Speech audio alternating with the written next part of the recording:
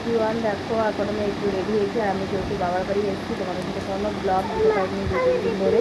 তো আজকে থেকে ব্লগটা আবার পোস্ট কন্টিনিউ হচ্ছে। রাত হচ্ছে তাও 7:30 মতো বাজে। রাতের মতো একটু রেডি হয়ে নিয়েছি। তখন এখানে পাশের মন্দির আছে আর এদিকে এখন আমার বড় মামা তো পাশের মন্দির আছে, তো সেখানে যাবো। মানুষ আছে, বাবার মানুষ করেছে যেহেতু মানুষ সেটাই দেবে, পাশের মন্দির এখন যাবো। তো তোমরা দেখতে থাকো, তোমাদের সাথে শেয়ার করবো।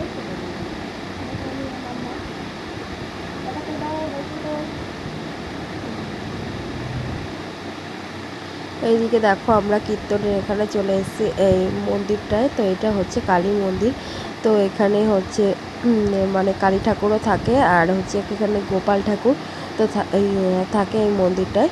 তো এখানে দেখো আমরা চলে এসেছি, প্রত্যেক দিন রাত্রেবেলা এখানে কীর্তন হয়। তো এখন দেখো চন্দন পরিয়ে দিচ্ছে আর ছোটো মামাকে দিয়েছে, তো ভীষণ খুশি হয়েছিল। আর এদিকে আমরা মানে কীর্তন হওয়ার পরে তো সবাইকে প্রসাদ খেতে দিচ্ছিল আর দিয়েছে হচ্ছে পায়েস আর মুড়ি। তো পায়েস মুড়িরই আয়োজন ছিল। তো আজ ভেবেছিল লুচি করবে, তো লুচি করতে পারেনি কারণ প্রচণ্ড বৃষ্টি হচ্ছিল, তো তার জন্য দিয়ে লুচি আর করতে পারেনি। তো তারপরে পায়েস আর মুড়ি দিয়েছে, তো সবাই খাচ্ছে ওইদিকে প্রসাদ। আর এইদিকে দেখো আমাদেরও দিয়ে দিয়েছে, কিন্তু আমি পায়েস মুড়ি একদমই পছন্দ করি না, তাও অল্প খেয়েছি। আর এইদিকে দেখো আমার মামাম খালি বাইরে চলে যাচ্ছে, তো ওর জুতো বাইরে থুয়ে এসছে যেহেতু, তার জন্য জুতোর জন্য ও বাইরে চলে যাচ্ছে। খালি ভাবছি জুতো যদি কেউ নিয়ে যায়, ভীষণ ওর জুতো চেনে।